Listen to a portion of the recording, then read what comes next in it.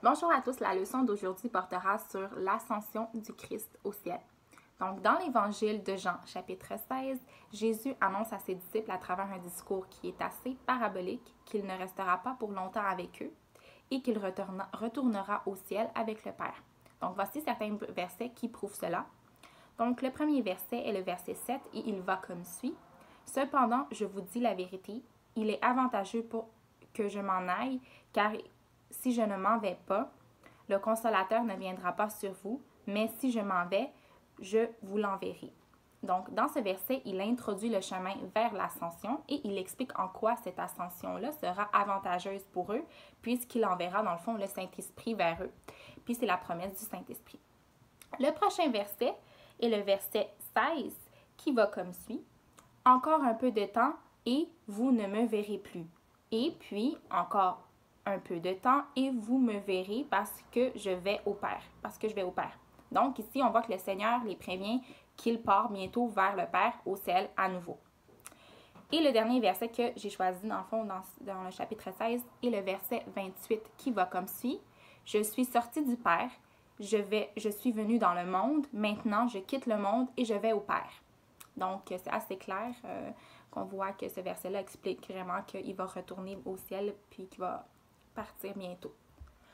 Donc, pour faire un petit rappel à l'ascension dans le verset de Saint Luc, chapitre 24, versets 50 à 53, l'histoire est comme résumée en 4 versets. C'est vraiment pas très long si vous n'avez pas le temps d'aller lire tout l'acte des apôtres où vraiment l'histoire de l'ascension est plus expliquée en détail. S'il est possible pour vous d'aller consulter l'évangile de Saint Luc puis de lire ça en résumé, c'est à peine que 4 versets qui vous expliquent l'ascension et en bref. Un des versets que j'ai choisi, que j'ai trouvé assez intéressant, c'est le verset, c'est Luc chapitre 24, verset 51 qui va comme suit. Pendant qu'il les bénissait, il se sépara d'eux et il fut enlevé au ciel. Donc on voit vraiment que c'est l'ascension, il fut enlevé au ciel. Par la suite, dans l'acte des apôtres, donc le premier chapitre parle aussi de l'ascension, mais beaucoup plus en détail. On voit plus les détails que dans l'évangile de Saint Luc. Puis on dit que de cette manière-là, Jésus est avec ses disciples avant de monter au ciel, comme on l'avait dit un peu plus tôt. Il leur avait déjà fait cette introduction-là dans l'évangile de Saint Jean où il est introduit à l'ascension. Puis, un des versets que j'ai choisi de vous parler dans l'Acte des Apôtres, c'est dans le fond, Acte des Apôtres, chapitre 1, verset 8, qui va comme suit. « Mais vous recevrez une puissance, le Saint-Esprit survenant sur vous, et vous serez mes témoins à Jérusalem, dans toute la Judée, dans la Samarie et jusqu'aux extrémités de la terre. » Donc, dans ce verset-là, le Saint-Esprit est qualifié comme étant une puissance qui surviendra sur eux. C'est donc une promesse de la part de Jésus à ses disciples. Il leur donne aussi le commandement d'être ses témoins aussi. Donc, en d'autres mots, ce témoignage désigne dans le fond le fait qu'ils deviendront des apôtres et qu'ils prêcheront éventuellement cet enseignement à tous les peuples de la terre.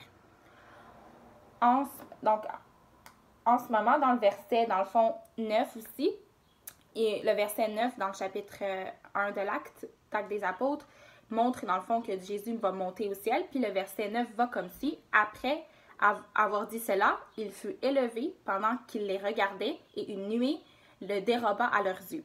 Donc, c'est assez clair. Et le verset 11, lui, va comme suit.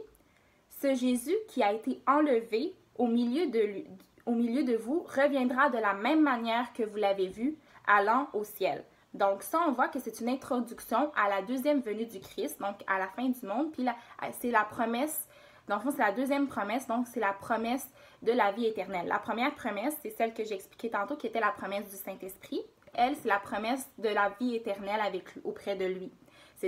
Et la dernière promesse, finalement, la troisième et la dernière promesse est celle de rester toujours avec nous. Donc, dans le fond, son ascension ne contredit pas ce fait, il monte au ciel. Par contre, il reste au milieu de nous et avec nous. C'est aussi dit autrement dans Matthieu, chapitre 20, verset 28.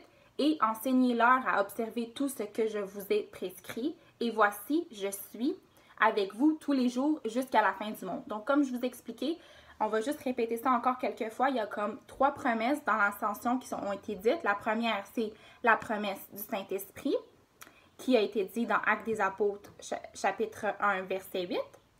La deuxième promesse, c'est dans Actes des Apôtres, toujours, chapitre 1, verset 11, qui est la promesse de la vie éternelle auprès de lui.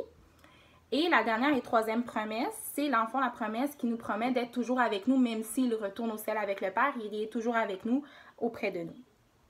Donc, pour conclure, l'ascension a, comme je vous ai dit encore, 3 promesses pour nous. La première est celle du Saint-Esprit. Il ne faut pas penser que puisqu'on n'a pas une langue de feu qui est venue au-dessus de nos têtes comme les disciples, que dans le fond, on n'a pas reçu le Saint-Esprit. Au contraire, chacun et chacune d'entre nous l'a reçu à travers le baptême. Donc, on a tous le Saint-Esprit à travers nous, à travers le baptême. De plus, il ne faut pas penser que pour être témoin de Jésus, il faut voyager jusqu'à la Judée, jusqu'à la Samarie ou jusqu'à Jérusalem. Au contraire, on peut témoigner tous témoigner de notre christianisme à travers nos actions, nos paroles avec les autres et à travers la manière dont on agit avec les autres. Donc, pas besoin de voyager dans ces endroits-là, nécessairement. La seconde promesse, c'est celle de la vie éternelle, comme je l'ai dit tant plus haut. C'est sûr que personne ne sait la date exacte de la fin du monde. Le but est donc, dans le fond, d'être prêt à tout moment et d'être digne de conserver sa place au paradis et de jouir, dans le fond, pour pouvoir jouir de la vie éternelle auprès du Seigneur Jésus-Christ. Et, dans le fond, la troisième et dernière promesse est celle de toujours rester avec nous. Cette promesse nous rassure et nous donne le sentiment de sécurité puisqu'elle nous assure que quoi qu'il arrive, il ne nous lâchera pas puis il restera toujours avec nous. Donc ça, c'est à peu près tout ce qui est important de savoir à travers l'histoire de l'ascension du Christ. Si jamais il y en a qui veulent savoir plus de détails sur l'histoire puis qui ne connaît pas certains détails de cette histoire-là, il est toujours possible de consulter l'Acte des Apôtres, chapitre 1, pour plus de détails là-dessus. Je vous laisse en vous montrant en vous laissant avec une petite séquence vidéo sur YouTube qu'on a trouvé de, dans le fond, le moment de l'ascension du Christ au ciel autour de ses disciples qui étaient autour de lui lorsqu'il l'a monté. Et on va entendre aussi Jésus à travers cette vidéo-là qui lui dit certaines de ces promesses-là que je viens tout juste de vous expliquer. Donc, je vous souhaite un bon visionnement.